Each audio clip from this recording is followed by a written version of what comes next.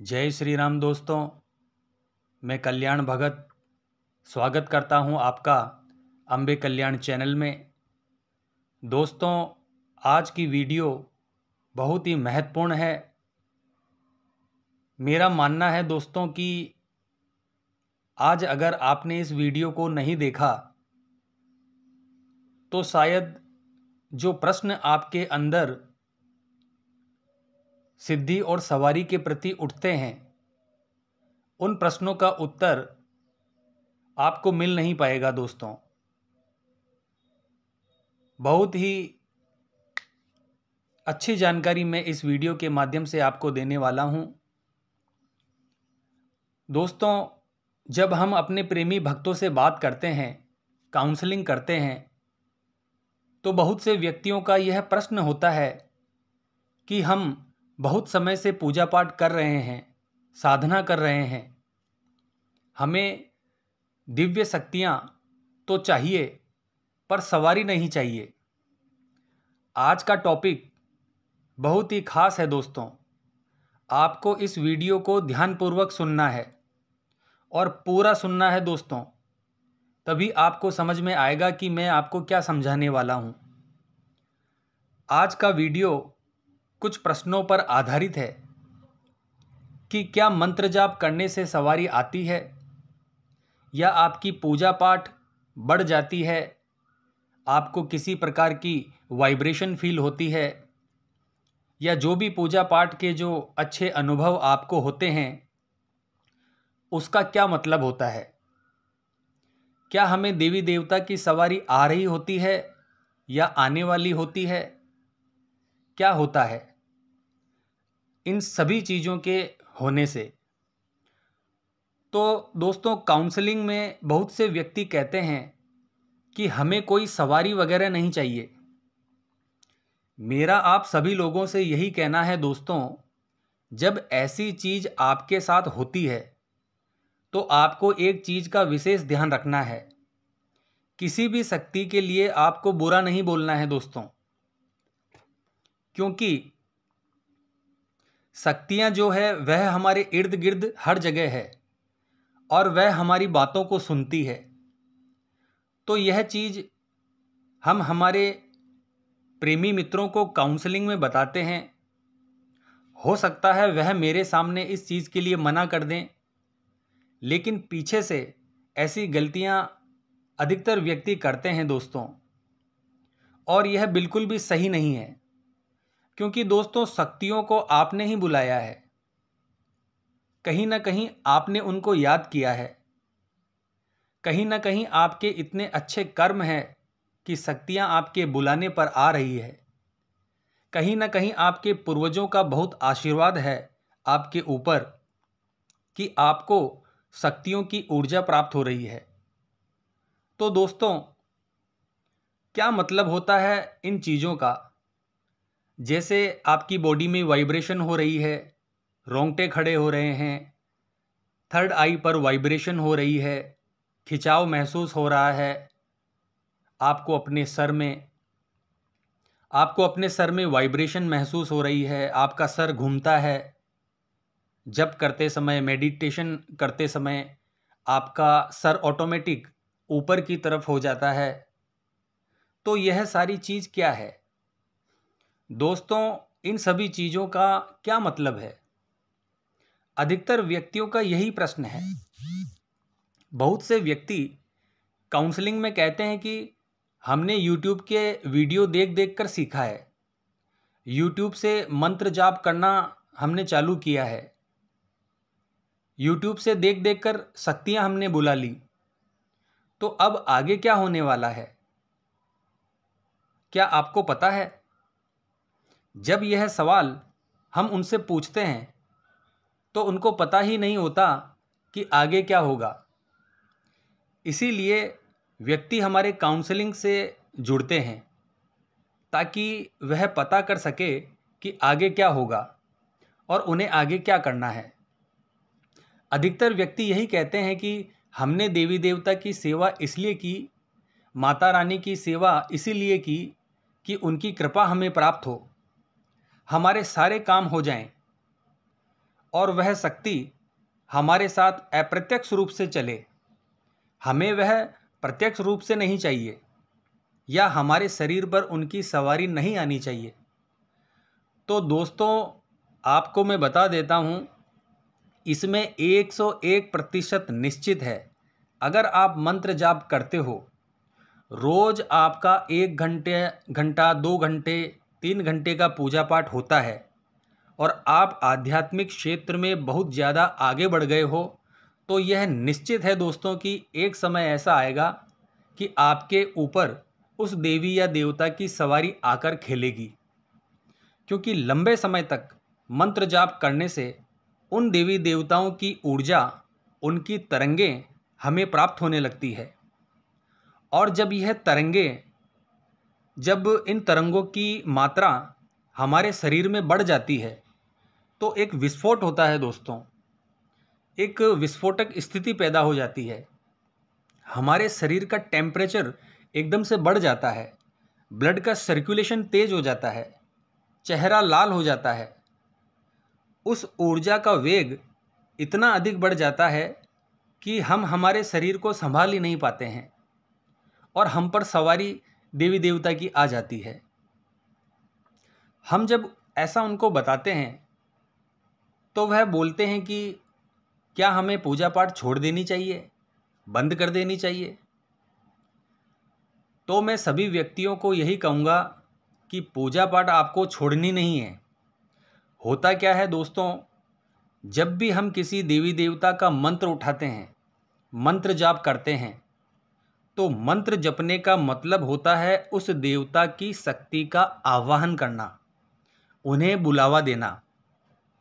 आप इन चीज़ों के द्वारा सीधे तरीके से देवता की शक्ति को बुला रहे हो कि आप हमारी बॉडी में प्रवेश करो। तो जब भी आप किसी देवता को बुलाएंगे, याद करेंगे, आह्वान करेंगे, तो वह तो आएगी ही। इसमें उस शक्ति का कोई दोष नहीं है। जरूरी नहीं है कि देवता उग्र रूप से आपके शरीर पर खेल कर ही आए या देवता गुस्सा करके, चिल्ला करके या रोकर ही आए। यह चीज़ आराम से भी आपके शरीर पर आती है दोस्तों, शुरुआती दौर में थोड़े समय के लिए हंगामा मचाती हैं यह शक्तियाँ, उग्र रूप से आती है, लेकिन यह कोई बुरी चीज़ नहीं है दोस्तों। आप इस चीज़ को समझिए। धीरे धीरे इन शक्तियों का उग्र रूप कम हो जाता है और आपको अपने शरीर की एनर्जी के अनुसार उनकी ऊर्जा आपको मिलती है। और धीरे धीरे देवी देवता जो शरीर पर आते हैं, जो शक्ति शरीर पर आती है, वह बहुत ही शीतलता और शालीनता से आने लगती है।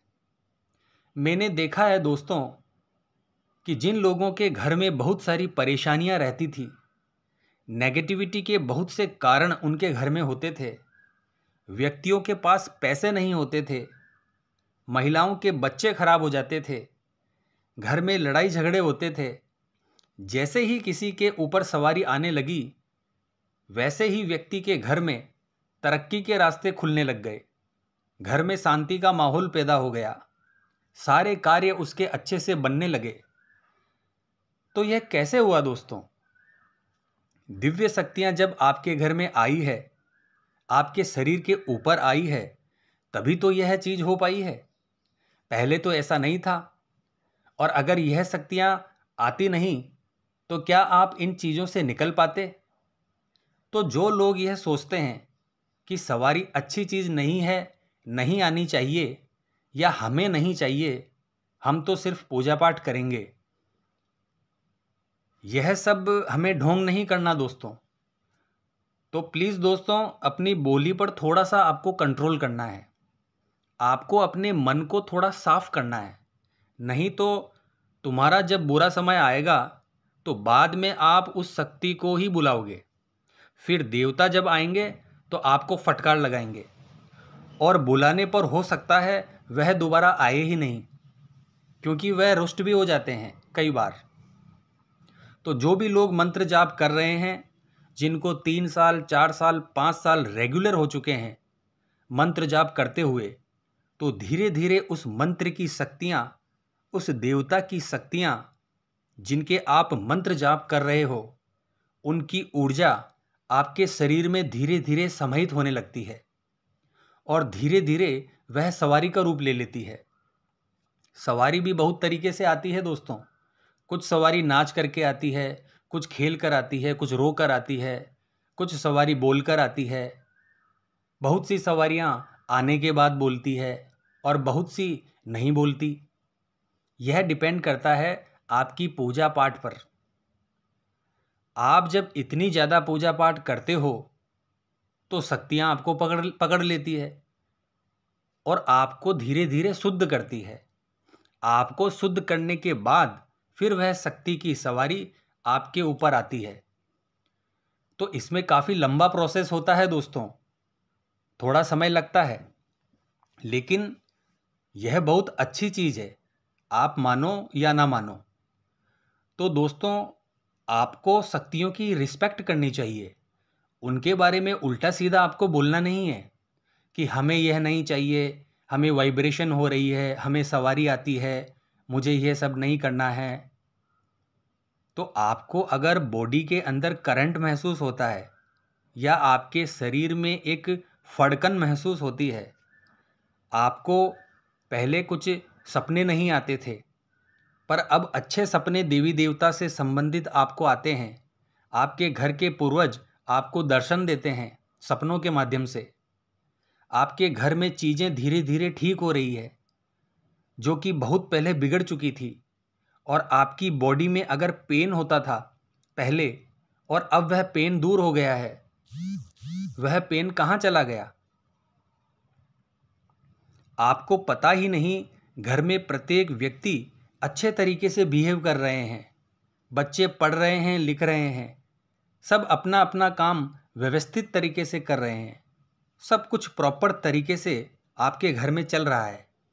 घर में एक खुशी का माहौल बनने लगा है, परिवार के सदस्यों में एक दूसरे को रिस्पेक्ट मिलने लगी है, हर सदस्य एक दूसरे को समझने लगा है। धीरे धीरे घर के सदस्यों की जो तबीयत खराब रहती थी वह ठीक रहने लगी है। यह सारी चीज़ आपके घर में चल रही है और धीरे धीरे आपकी पूजा पाठ बढ़ती जा रही है और आपको देखकर आपके घर वाले भी पूजा पाठ करने लगे हैं, आपके बच्चे भी पूजा में इंटरेस्ट दिखाने लगे हैं। तो इस प्रकार से घर का प्रत्येक व्यक्ति एक दूसरे का साथ दे रहा है।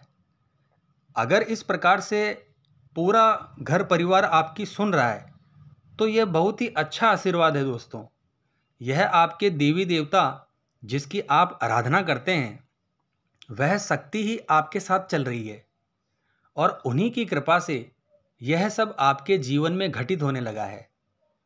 तो दोस्तों, ऐसा अगर आपके जीवन में होने लगा है तो मान कर चलिए आगे आने वाले समय में आपको देवी देवता की सवारी आनी ही है। सवारी का कारण होता है दोस्तों, सवारी ऐसे ही नहीं आती किसी भी व्यक्ति के ऊपर, यह सबके साथ हो ऐसा जरूरी नहीं है। अगर किसी व्यक्ति पर सवारी आ रही है, दूसरों की समस्याओं का समाधान वह कर रही है, तो इसका मतलब है दोस्तों आपको यह काम करना ही करना है। और अगर आप इस काम को कहीं ना कहीं रोकने की कोशिश करेंगे तो आप अपनी पूरी ज़िंदगी को डिस्टर्ब कर देंगे और तहस नहस कर दोगे।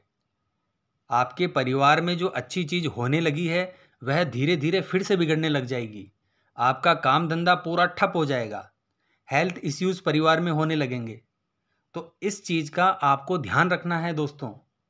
तो दोस्तों, शक्तियाँ आने के बाद आपको इन चीज़ों का ध्यान रखना है। आप कहीं पर भी किसी भी भगत के पास जाएं या तांत्रिक या ओझा के पास जाएं, ऐसे ही नहीं जा सकते, क्योंकि शक्तियाँ आपके साथ चल रही है। और अगर आप कहीं जाते हैं तो पहले उस व्यक्ति के बारे में पूरी जानकारी आपको होनी चाहिए, जिस व्यक्ति के पास आप जा रहे हैं, कि वह अच्छा है या बुरा, सही गलत की पहचान आपको पहले से ही कर लेनी है। काउंसलिंग के दौरान मेरे पास ऐसे ऐसे व्यक्तियों के फ़ोन आते हैं जिनके पास बड़ी बड़ी सिद्धियां और शक्तियां हैं, पर ज्ञान की कमी होने के कारण वह इन चीज़ों को समझ नहीं पाते और काफ़ी लंबे समय से अटके पड़े हैं। तो आपको इन सभी चीज़ों पर विशेष ध्यान देना है दोस्तों। आपको अपनी शक्तियों की, देवी देवताओं की नित्य पूजा पाठ करनी है। सवारी तो आएगी ही आएगी। हो सकता है अभी नहीं आए, कुछ समय के बाद आए, पर आएगी ज़रूर, यह निश्चित है दोस्तों। तो इस प्रकार के जो प्रश्न आते हैं उसके ऊपर ही मैंने यह आज का वीडियो बनाया है। दोस्तों, आपको भी कोई परेशानी है तो काउंसलिंग के माध्यम से आप हमसे बात कर सकते हैं। उम्मीद करता हूँ आपको यह जानकारी समझ में आई होगी और पसंद भी आई होगी। तो हमारे चैनल को सब्सक्राइब और लाइक अवश्य कीजिए दोस्तों। फिर मिलते हैं नेक्स्ट वीडियो के माध्यम से। जय माँ अम्बे, जय श्री कल्याण।